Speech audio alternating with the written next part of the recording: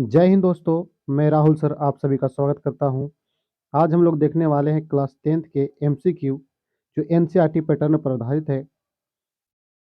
Subject का नाम है बायोलॉजी। तो चलिए शुरू करते हैं आज का ये सिलसिला।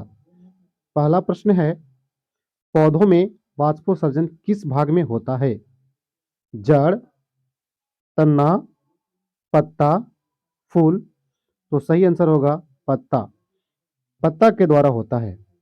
अगले प्रश्न पर चलते हैं।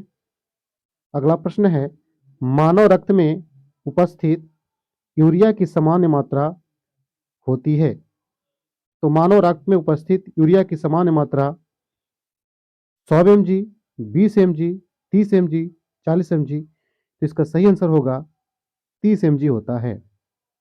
अगले प्रश्न पर चलते हैं।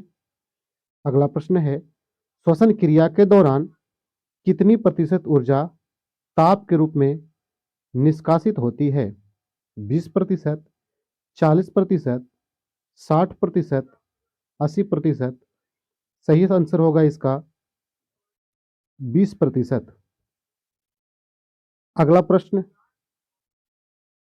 अगला प्रश्न है, मनुष्य में वृक्क एक तंत्र का भाग है जो संबंधित है पोषण से, श्वसन से, उत्सर्जन से, परिवहन से। सही आंसर होगा उत्सर्जन से।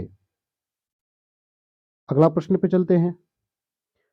पौधों के वायवीय भागों से जल के निष्कर्षण की क्रिया क्या कहलाती है?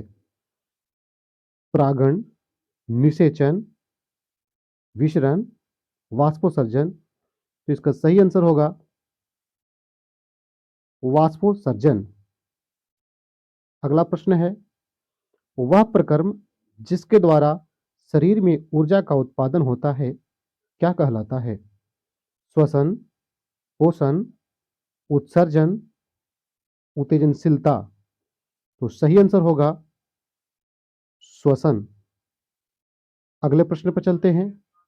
अगला प्रश्न है, कौन सी क्रिया सभी जीवों के लिए अनिवार्य है? प्रकाश संश्लेषण, वाष्पोत्सर्जन, श्वसन, चलन। इसका सही आंसर होगा वाष्पोत्सर्जन, श्वसन सभी जीवों के लिए अनिवार्य है। श्वसन सभी जीवों के लिए अनिवार्य है। अगले प्रश्न पर चलते हैं। मैग्नीशियम पाया जाता है क्लोरोफिल में, लाल रक्तकण में, वर्णिक लवक में, श्वेत रक्तकण में। सही आंसर होगा क्लोरोफिल में मैग्नीशियम पाया जाता है। अगला प्रश्न है, मानव हृदय में पाए जाते हैं 3 वेश्म, 2 वेश्म, 4 वेश्म, 5 वेश्म। तो इसका सही आंसर होगा मानव हृदय में 4 वेश्म पाए जाते हैं, 4 कोष्ठ पाए जाते हैं। आगे चलते हैं अगले प्रश्न पे। प्रकाश संश्लेषण द्वारा किसकी प्राप्ति होती है? वसा, प्रोटीन, ग्लूकोज, प्रकाश। तो सही आंसर होगा प्रकाश संश्लेषण के द्वारा ग्लूकोज की प्राप्ति होती है। अगले प्रश्न पे चलते हैं।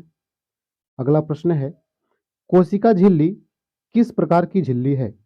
पारगम्य, अपारगम्य, अर्धपारगम्य, इनमें से कोई नहीं। इसका सही आंसर होगा अर्धपारगम्य। कोशिका झिल्ली अर्धपारगम्य झिल्ली होता है। अगले प्रश्न पे चलते हैं। दही के जमने में निम्नलिखित में से कौन सी क्रिया होती है?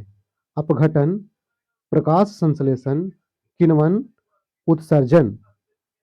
सही आंसर होगा किण्वन।